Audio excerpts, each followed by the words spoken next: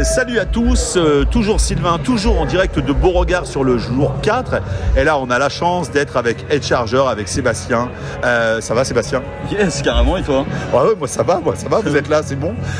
Vous sortez de scène, ouais. Il fait super beau. Raconte-nous un petit peu, ouvrir Beauregard le 4e jour. Il fait chaud, il fait très chaud. C'est exactement ce dont on parlait tout à l'heure. Et puis voilà, pour un groupe de métal, tu sais, c'est pas commun de jouer dans ce genre de festival parce que on a beau dire beau faire dans les festivals qui se veulent éclectiques, le métal c'est toujours un peu l'enfant pauvre de l'éclectisme. alors on va pas, tu vois, ouvrir ou pas, on s'en fout un peu. On nous a proposé de jouer, bien sûr qu'on allait dire oui. Et puis bien sûr qu'on envoyait le steak comme d'habitude, quoi. Alors oui, c'est ça, parce que souvent en ouverture c'est des jeunes pousses. Bon, vous avez quand même un peu de bouteille, les garçons. Ouais, en jeunes pousses, on fera mieux. Au contraire, on le prendrait plus comme un compliment. Alors moi j'ai été agréablement surpris du rendu de votre show, malgré la chaleur, et du son. Bravo. Merci beaucoup. Voilà. Donc, nouvel album, nouveau titre. Alors le truc c'est que là on est pile poil, c'est ce que je disais tout à l'heure sur scène, on est vraiment sur la fin de tournée pour nous. C'est une des deux dernières dates. La dernière va encore se faire en Normandie, ce qui est assez paradoxal parce qu'on est un des groupes qui joue quasi jamais en Normandie finalement. Mais là la dernière se passera dans l'heure. En septembre, mais là on est clairement en train d'écrire le nouvel album. D'accord, donc, voilà. Donc, et si la question c'est est-ce qu'il y aura un 8e album pour Head Charger, la réponse est clairement oui. Il va y avoir un nouvel album. Donc soyez attentifs. Hein. Alors tu en parlais tout à l'heure, votre style musical, effectivement dans un festival un peu éclectique, ça peut interpeller, mais ça marche. Vous vous positionnez malgré tout sur les festivals et sur des trucs éclectiques. Bien sûr, mais la musique d'Head Charger, elle a autant sa place pour moi sur une main stage du Hellfest que sur une main stage de Beauregard.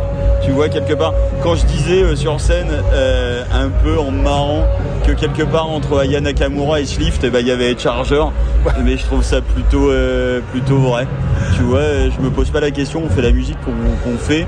Et la pire des choses, ça serait d'essayer de se travestir ou d'essayer de coller à l'image des festivals dans lesquels tu joues. Ou à la tendance du moment. Voilà, c'est ça. Et pour tout te dire, c'est pas du tout la volonté du truc. Et parce qu'on parlait du nouvel album, ce qui se profile, c'est que définitivement, ça sera quelque chose d'encore plus saturé et d'encore plus violent. Okay. Voilà. En tout cas, il y avait dans la fosse, il y avait des gens qui étaient là pour vous, qui dansaient, qui sautaient malgré la chaleur. Alors, je te parle pas de l'avenir parce que tu nous l'as dit. L'avenir est tracé. Est tracé. Voilà. Longue vie. Longue vie, je sais pas. En tout cas, vie. Voilà. Déjà une vie.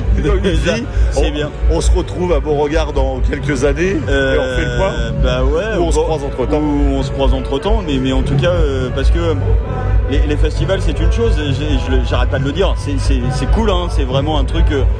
C'est une sorte de parenthèse quand t'es artiste, les festivals, parce que c'est un truc de forcément assez jouissif. T'es avec les copains, tu fais des coins presse, tu bois des bières, il y a du soleil et tout. Mais quand t'es musicien, c'est pas uniquement faire des festivals, c'est aussi tout au cours de l'année. T'as des tournées dans les SMAC, au-delà des SMAC, dans les salles de concert partout en France, partout à l'étranger. On parlait tout à l'heure en off de la Tunisie. Là, sur cette tournée-là, on a goûté un peu à l'Afrique du Nord qu'on n'avait jamais fait encore. Et je suis surpris qu'en Afrique du Nord, on écoute du rock métal. Alors c'est hyper surprenant, surtout en Tunisie. Qui est un des pays aujourd'hui où c'est vraiment pas la teuf. Ouais. Où avant d'y aller, on a eu affaire au ministère des bonnes mœurs, parce qu'il y a un ministère des bonnes mœurs dans ce pays. Et que t'as tous tes proches qui te disent peut-être que c'est un peu dangereux d'y aller.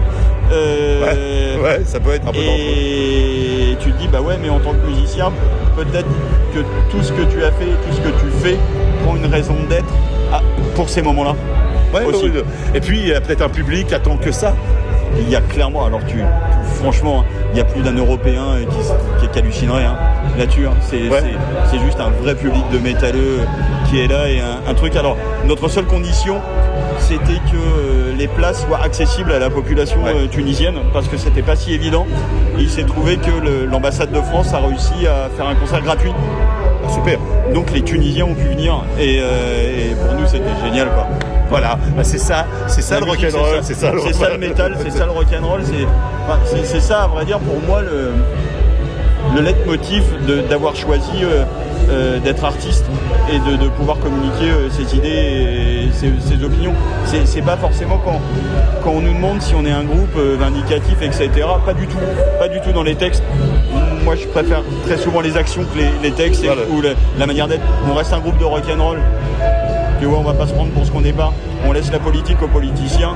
Par contre, par nos gestes et nos actions, je pense que c'est important de montrer l'exemple. Et puis, bah, c'est le parallèle du rock'n'roll. C'est complètement ça. Voilà. Écoute, Sébastien, un grand merci à toi de ta disponibilité. Et ben, un grand merci à vous. On se dit à super bientôt. Et ben, carrément. Et puis, comme j'ai l'habitude de dire, dans cette famille du métal et dans cette famille du rock, l'idée c'est d'échanger, c'est d'être tous ensemble et que vous comme nous, on a notre part des choses à faire, donc merci à vous de continuer de faire vivre ce style, merci à vous de passer votre temps et votre énergie à continuer de parler et communiquer sur ce style de musique, parce que c'est pas du tout un style qui est médiatisé et c'est aussi et surtout grâce à vous que les gens en entendent parler, donc merci à vous. Bon bah écoute, voilà, on s'est remercié, on se dit à tout bientôt et puis bah bon festival. Carrément, à vous aussi, ciao. Salut.